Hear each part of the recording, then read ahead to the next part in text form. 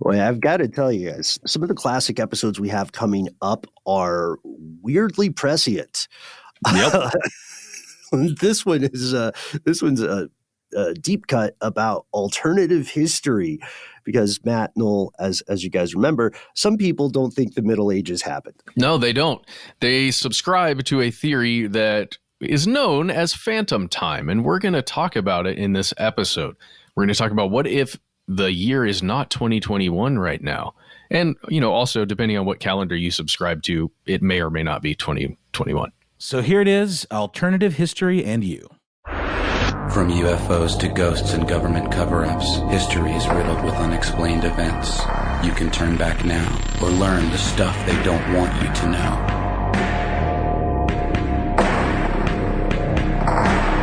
Hey everybody, welcome to the show. I'm Matt. And I'm Ben. And today, we're going to look at the history of history and the changes inside. And, of course, the stuff they don't want you to know. Matt, I started out, when we were working on this podcast beforehand, I started out wanting to have a quotation about history. We've mentioned the Faulkner quotation ad nauseum. Bob Dylan said the times they are changing, and that's a pretty good one.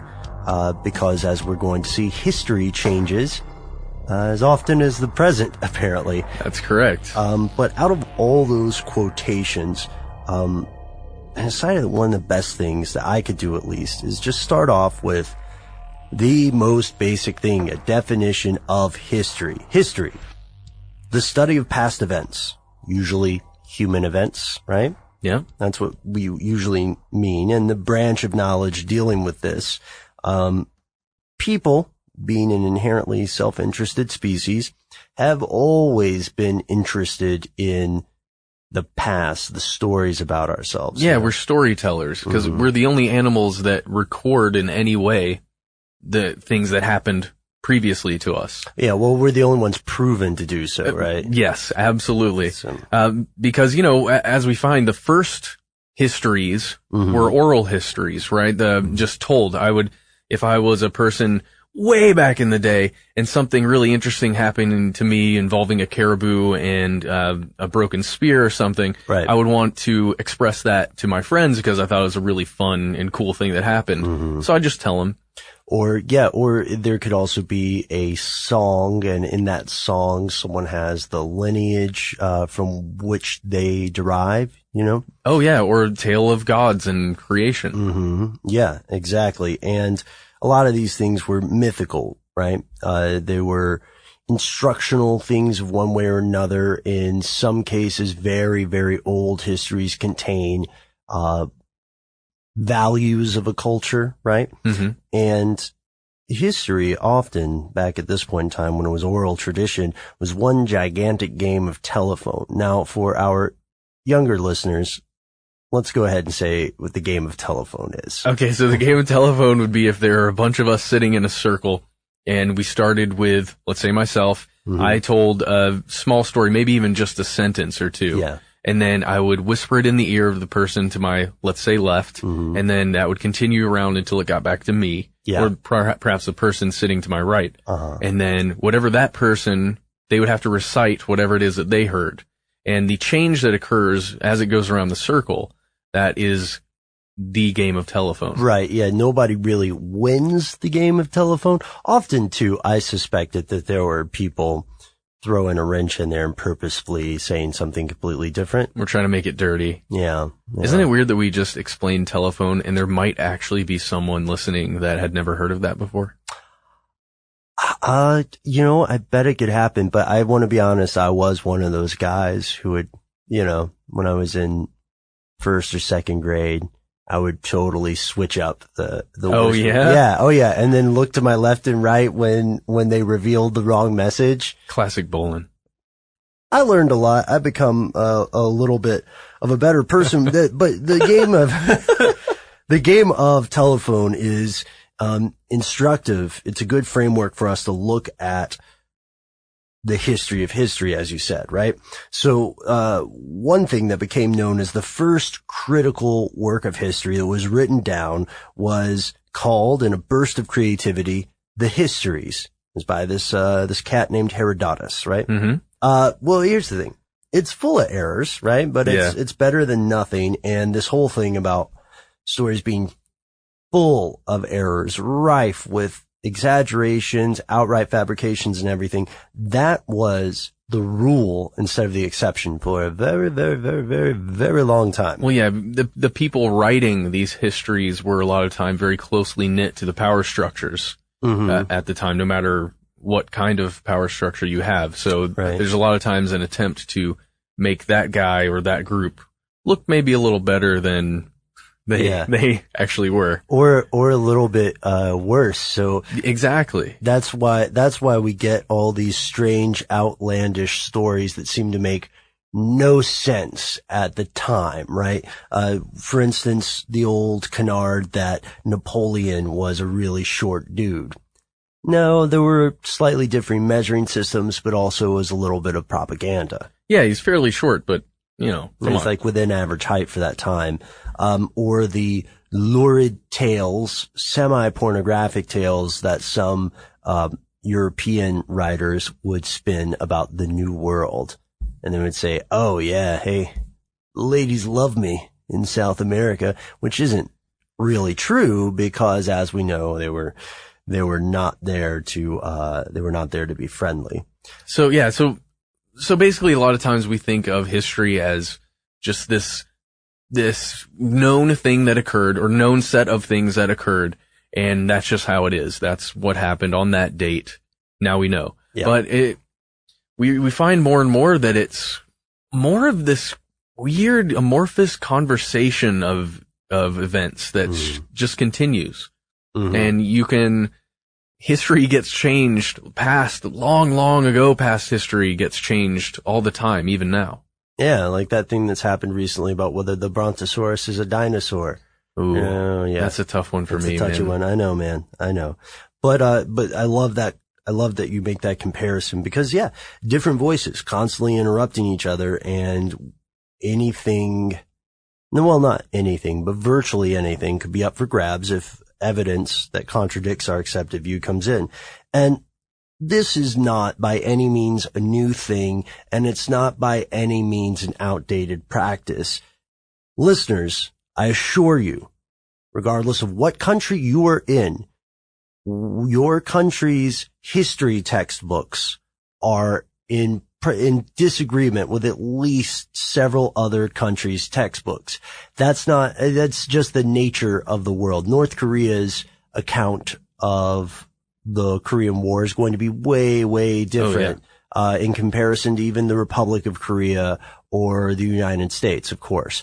Especially if you look at big events like wars, like World War II, sure. The differences in, my God, you were saying something a while ago about Japan and China. Oh, yeah. We had an earlier conversation.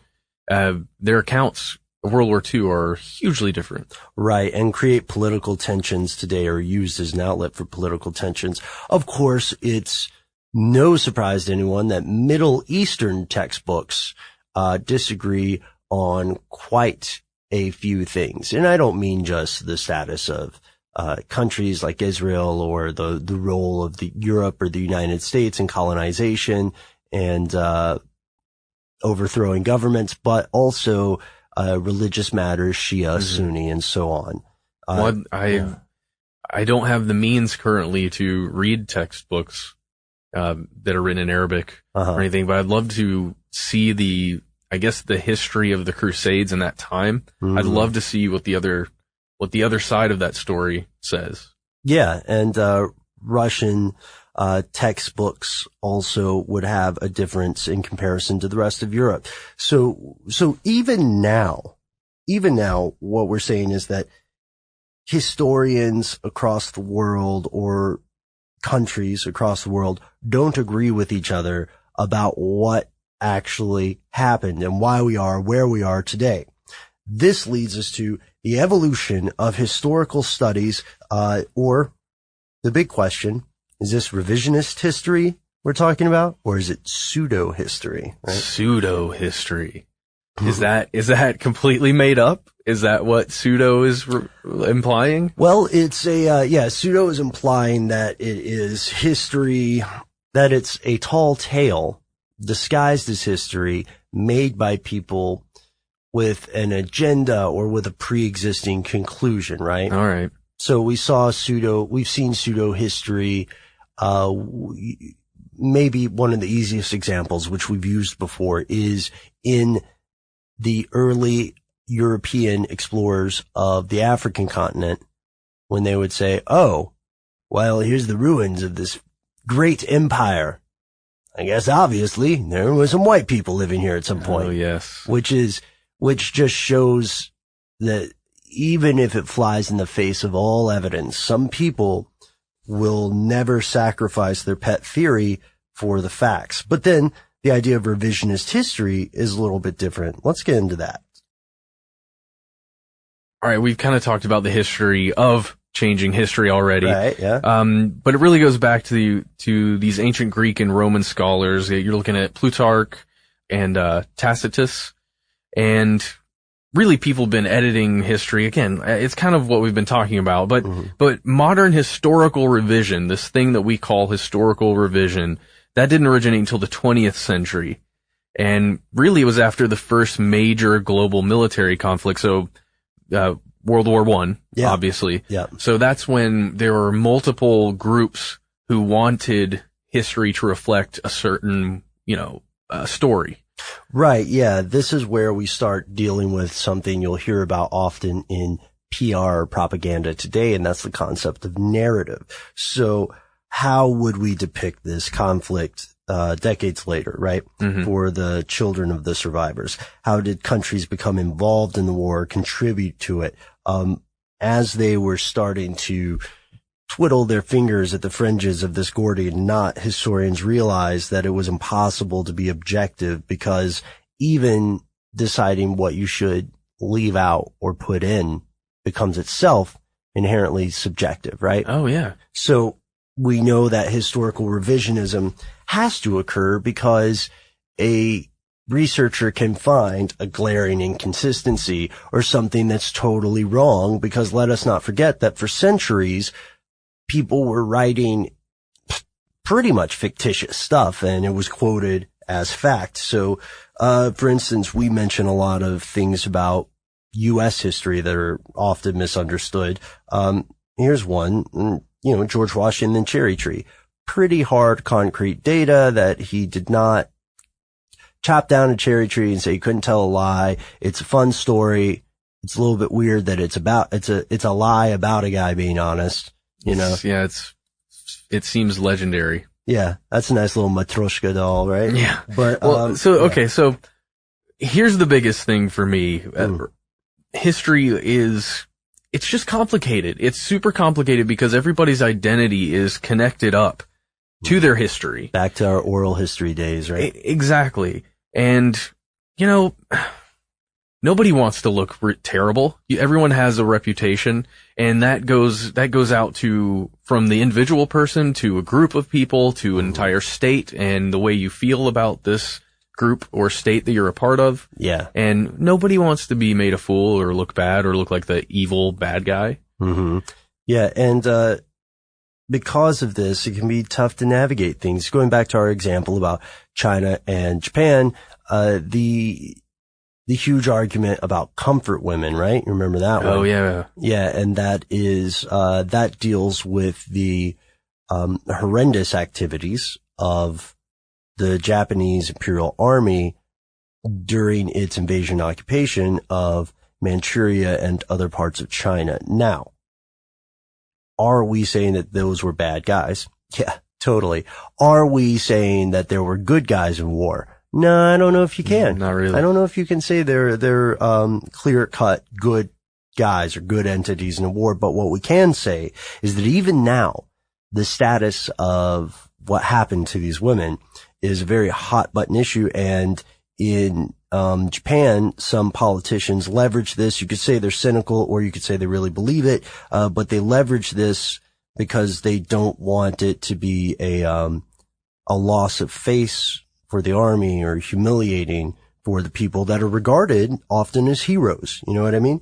So you have to be very careful how you look at that. And historical revisionism usually does a couple of different things. Or it has, I guess, lenses we could think about, right? So it has a social or theoretical perspective to re-examine the past through a different framework. So Howard Zinn's, People's History of the United States. Awesome. Yeah, I really enjoyed it. One of the criticisms I've heard before is that Howard Zinn has an agenda, to which my answer is, duh. He clearly has an agenda, right?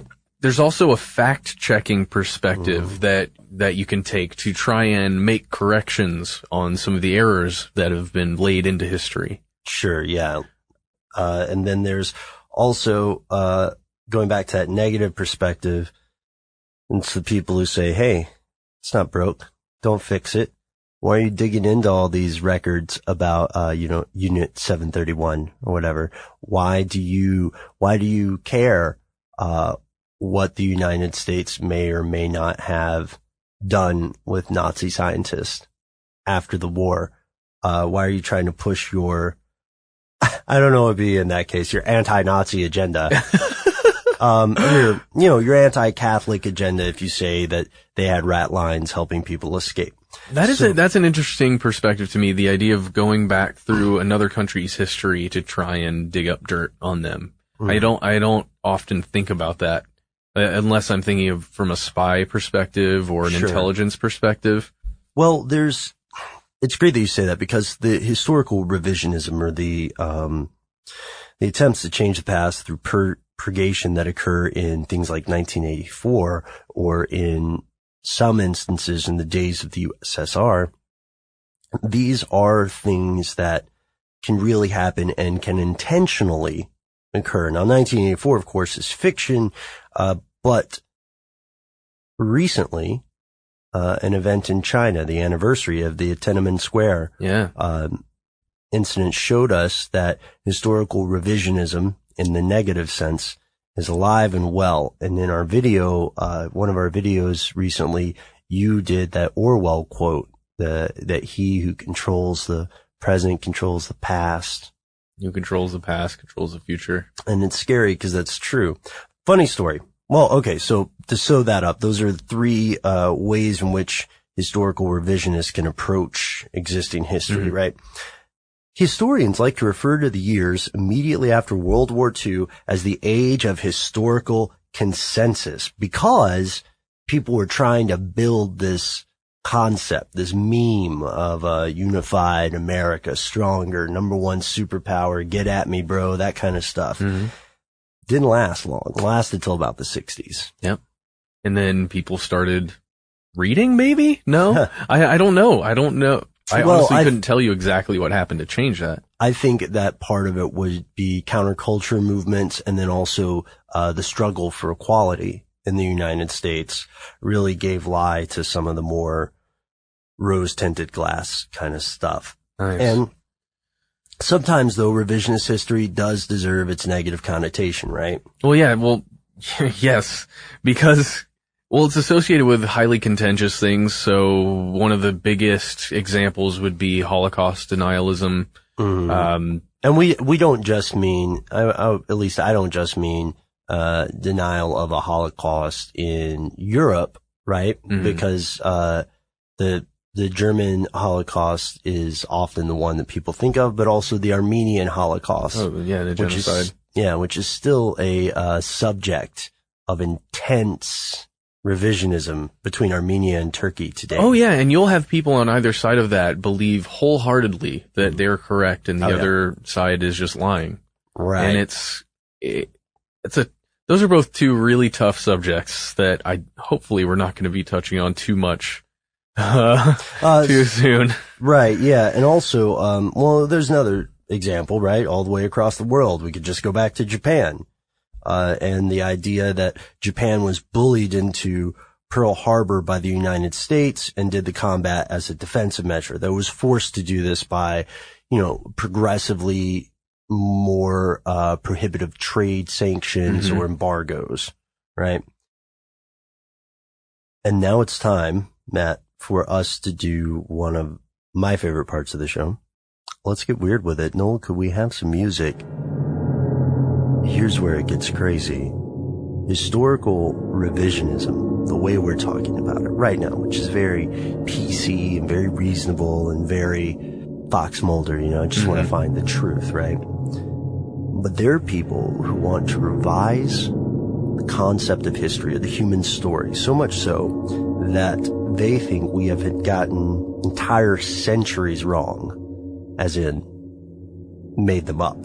Yes, the phantom time hypothesis.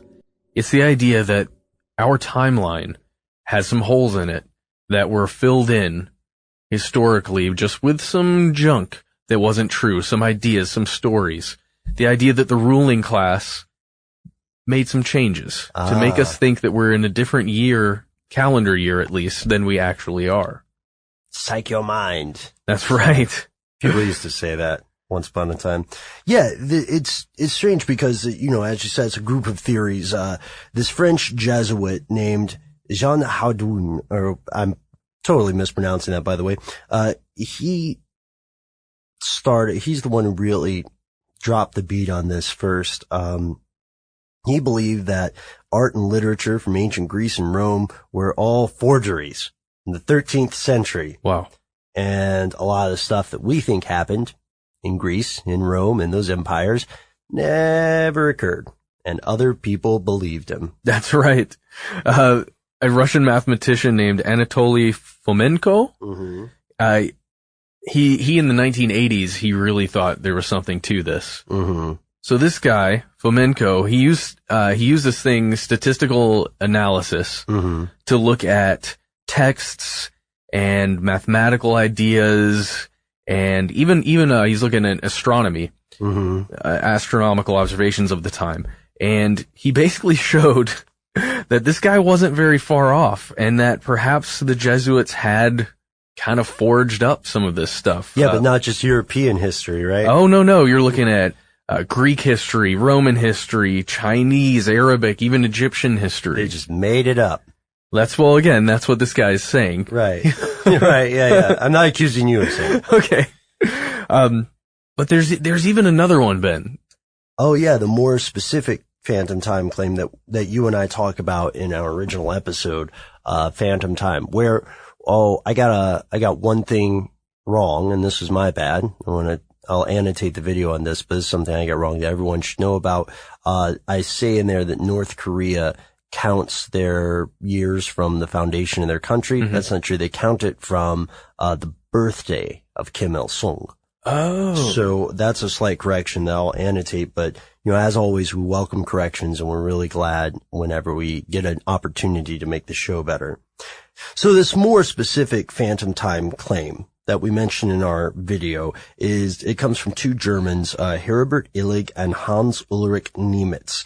They think our current calendar was filled with almost 300 years of utter, total, absolute, Matt, help me out here, bullshit.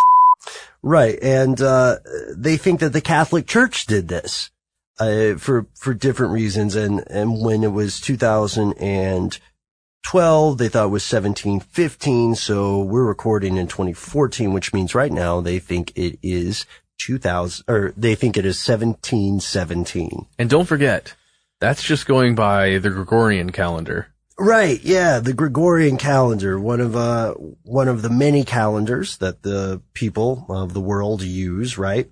That's right.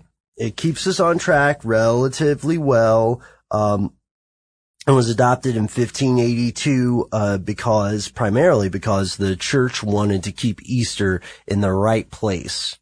Well, yeah, that's one of the most important dates. Easter, right? If you don't have that right, then what the heck do you have right? Right. And previously, the church had been using what was called the Julian calendar system. And during this time, Easter had drifted for 10 days, right? Mm-hmm. The Julian system was simpler. It had a leap year every 4 years. It was also less accurate. The guy who ordered this is interesting because this really is a little bit of phantom time, right?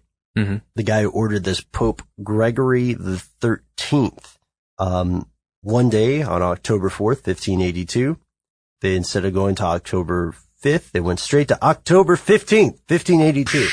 People went crazy, dude. People were not happy. They felt like the Pope was stealing days from their lives, literally. Well, some of their concert tickets couldn't be refunded. I mean, it was just bad. The eggs went bad almost immediately. I mean, the plague doctor's supposed to show up on the 9th. Pfft, good luck. Guess it's next year. But, all jokes aside, this was something that really upset a lot of people. Yeah. And if you think about it, we practice daylight saving time in many parts of the world, and it's still kind of weird when you feel like you gained or lost an hour just because this system of measurement we use has changed slightly. So anyway, Illig, right? Yeah. So as he's looking back over these 1582 years, he's counting up the leap years, right? Mm-hmm. And he basically realizes that the 10-day error that they thought existed was actually too small, and it appears to be a 13-day error. And he said there's only one possible explanation. The only possible explanation is that the Pope somehow faked 3 full centuries. Almost full centuries. Of recorded history, huh? Yeah. Classic Pope. Classic Pope move, am I right? Oh yeah, man. I'm kidding. I'm not accusing the Pope of being some sort of Dr. Whovian time thief. But both of these camps, these 2 camps of phantom timers that we've mentioned, they're not by any means the entire group of fringe theories about this, but they have some things in common when it comes to their claims. So they claim that there's a lack of archaeological and documentary evidence from centuries in the first millennium. Mm-hmm. And this is, they say, these relics and artifacts and this corroborating evidence is rare or doesn't exist because the centuries never happened. But, this is often explained by saying there wasn't very much construction or literature at the time. Because of the Dark Ages. Right. Yeah. Right. Which I think is already kind of calling something the Dark Ages. It's a little bit of a sweeping generalization. Yeah. But, they also say that, Charlemagne was made up. Yeah. Yeah. I'm not really sure about that. So what's the idea? They made him up or the church made up Charlemagne. Right. In order to support the existence of that century. Like that's the whole reason that Charlemagne as a character existed. Yeah, and a lot of evidence from the time that does remain is, in some way related to Charlemagne. So how fascinating would it be if that was true? If that was true, I would love it. There's a book.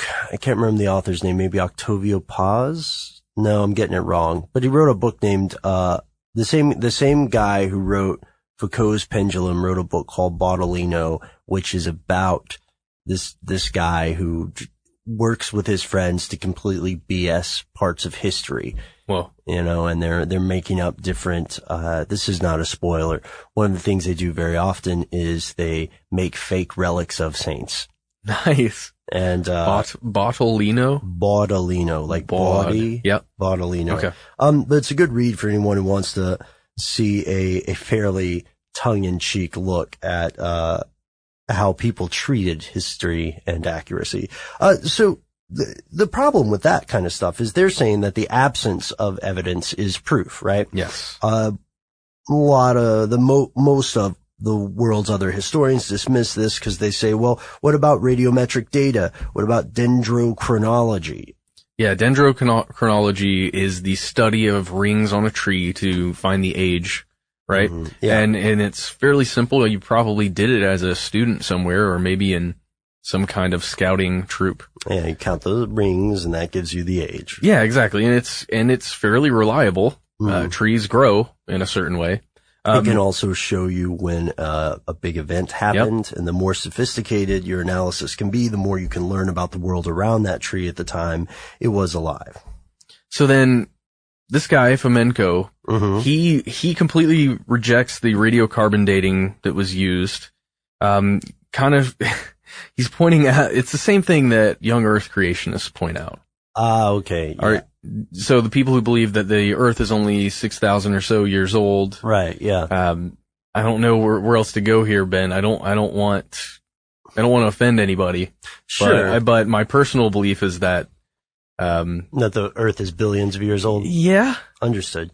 Well, the reason that they use a similar method of disagreement here, the creationist and Fomenko, is that specific radiometric dating is only approximate, right? And it only really works for items that have a certain age threshold, because the isotopes that are measured are they need to be in certain proportions. So there has to be there's a sweet spot for radiometric dating, right?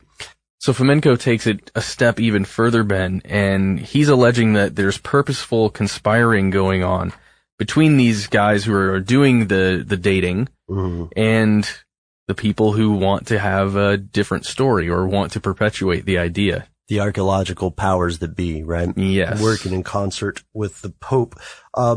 Also, this is not to mention the other things. Fomenko does address point by point many of the prevailing rebuttals of his argument, right? Or the proof that time as we know it exists in the chronology in which we know. His idea is something called the new chronology, and this goes back to pseudo-history. A lot of people tell you it's pseudo-history, but he also mentions that the astronomy doesn't add up for him. He has all these reasons. People say he's cherry-picking data.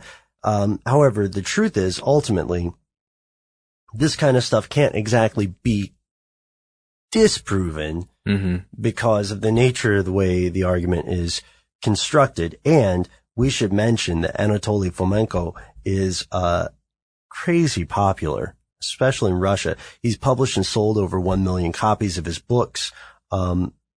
Other people have joined in on the internet and trying to help him. So critics say that his version of history has this sort of nationalist Russian agenda, right? And people like to read it because history, as you said earlier, being bound into one's identity makes you feel better about yourself. Oh, right? yeah, definitely. So Gary Kasparov also likes Fomenko. Yeah, you might remember that name. He was a world chess champion. There are a couple other people, but we don't have to go into all that.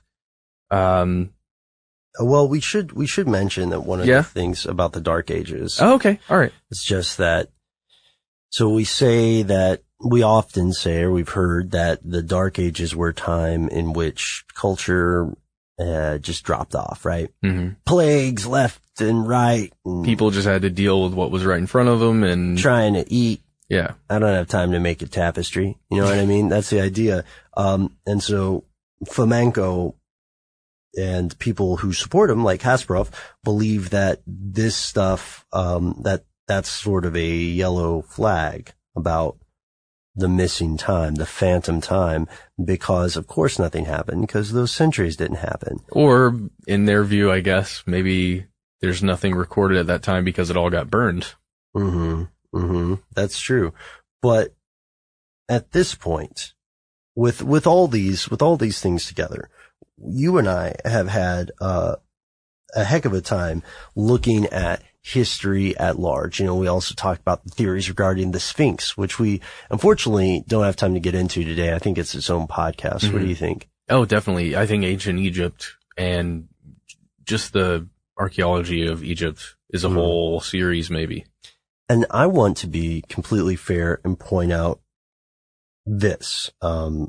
First off, Matt, while I'm not convinced by Illig's arguments and Fomenko's arguments, I am entirely certain that within our lifetimes, we being human beings, maybe you and I, maybe you listeners, we will discover something that completely blows our current understanding of human history out of the water. We found fossils of humans and near humans that sound like total mythological claptrap when you mention it earlier. You know, we found real life hobbits, dude.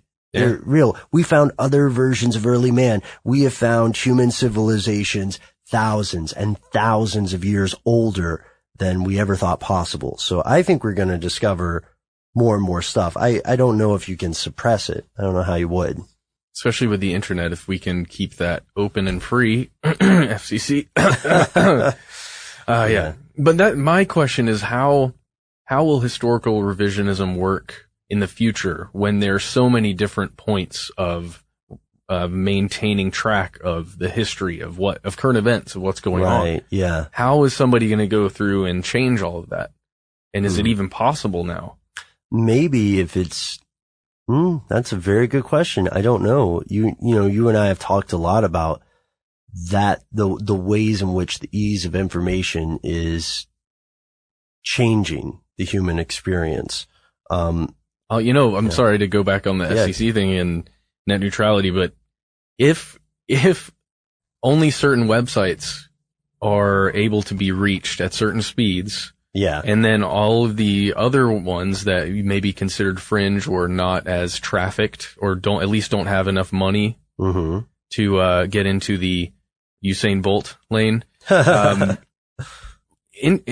Okay, so then all you'd have to do is control the information that is inside the fast lane. Right, that's true. So I don't know. That's just something I was thinking about yesterday. That's a really good point, because I don't think it would be sustainable. This might be a story for another day. I don't know if it's sustainable to perpetrate that sort of inequality, because what we're talking about then is an inequality of information, a segregation of information, to be honest. And I know that those could be loaded words for some people, but that's what it is. It's kind of information apartheid. And is it maybe not that the goal? I think the goal ultimately is going to be an opportunity to profit. Yeah, I don't think it's necessarily insidious thing, but what do I know? That's something they would say, Ben. Is it, yeah. As somebody has said before, maybe you and I are secretly agents, right? I promise we're not. If we are, we're so undercover that we don't know we're agents. We're Manchurian candidates. Oh, God. Or maybe we're like Manchurian interns.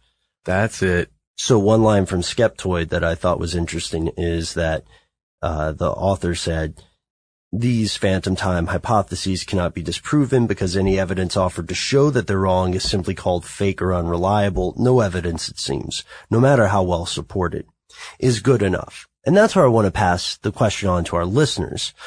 Do you think that the current human understanding of history is right, wrong, on a scale of 1 to 10, 10 being perfect? You know, where are we at? Where do we fall? How do we get closer to 10? That's really great, Ben. If you have any ideas, send them to us at Facebook. We are Conspiracy Stuff there. We're also at Conspiracy Stuff on Twitter. We would love to hear from you, what you have to say and what you think, because honestly, we don't quite know how we feel exactly. We'd love to share some thoughts with you. And that's the end of this classic episode. If you have any thoughts or questions about this episode, you can get into contact with us in a number of different ways. One of the best is to give us a call. Our number is 1-833-STDWYTK. If you don't want to do that, you can send us a good old-fashioned email. We are conspiracy@iHeartRadio.com. Stuff They Don't Want You to Know is a production of iHeartRadio. For more podcasts from iHeartRadio, visit the iHeartRadio app, Apple Podcasts, or wherever you listen to your favorite shows.